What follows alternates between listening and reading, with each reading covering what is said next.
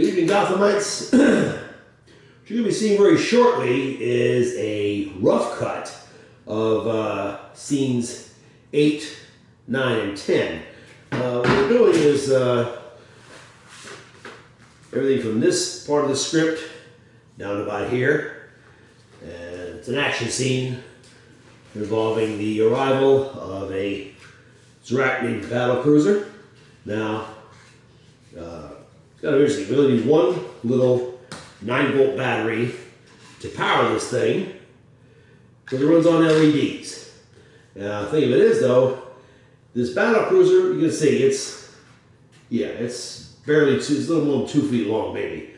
And Outworlder is supposed to be in scale 18 to 20 feet long. This thing's supposed to be like over 1,000 feet. Now, if you can see, looking at the two of them together, they're pretty comparable. I mean, this thing's only barely twice the length of this model right here. Yet, I've got to make this one look a lot larger. Now, how do you do that?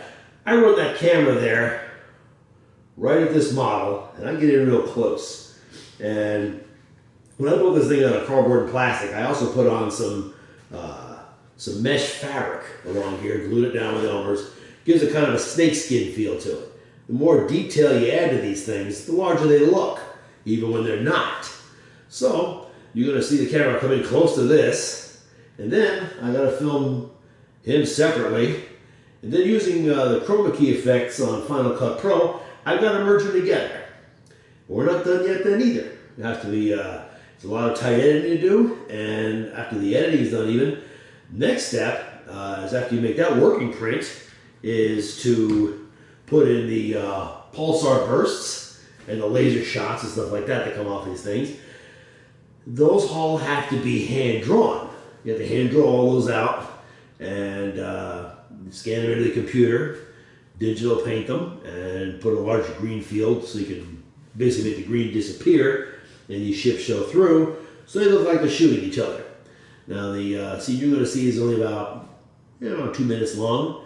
And you'll see the arrival of the Zerachnian aggressor, and they're going to be launching out these rows of tripods that are going to be attacking Earth.